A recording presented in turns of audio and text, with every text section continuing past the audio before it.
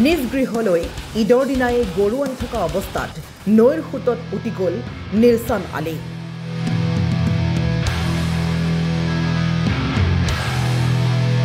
তাৰ পিছতেই গৰুটোক ধৰিব গৈ সন্ধানহীন হৈ পৰে নিলছন আলী। ঈদৰ দিনাই সংঘটিত হৈছে এক মৰ্মান্তিক ঘটনা। এই মৰ্মান্তিক ঘটনাই ঈদৰ আনন্দ ম্লান পেলালে ধূপধৰাৰ বৰতাৰী।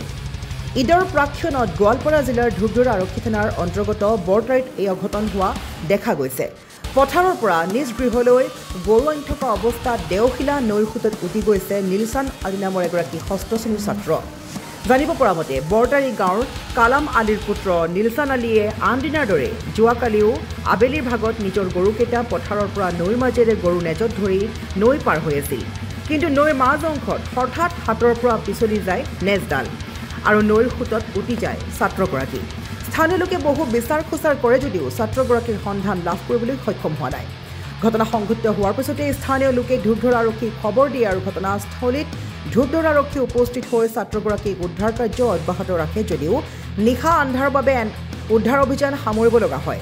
আনহাতে আজি পুনৰ পুৱাৰ পৰা স্থানীয় ৰাইজৰ লগতে SDRF বাহিনীয়ে দেওশিলা নদীত চলাইছে উদ্ধাৰ অভিযান আৰু বৰ্তমানলৈকে উদ্ধাৰ হোৱা নাই ছাত্ৰজন। কি পৰ্যায়ত আছে? কালি 3টামান বজাত আবেলি 3টামান বজাত আমাৰ বৰতাৰী গাঁৱৰে এজন ষষ্ঠ শ্ৰেণীৰ পৰা ছাত্ৰ নদীত সন্ধানহীন হৈছিল। কি নাম আছিল ছাত্ৰজনৰ? নিলছন আলী। তেওঁ আমি তেতিয়া লগালগ খবৰ পাই ধূপধৰা আৰক্ষী চকীক জনালোঁ। জনাওঁতে আমাৰ তৎকালীনভাৱে অফিচাৰ আহিছিল। তাৰ লগতে আমাৰ গোৱালপাৰাৰ DSP ছাৰো আহিছিল। আহি তেখেতে বস্তুখিনি তদন্ত কৰি গৈছিলে।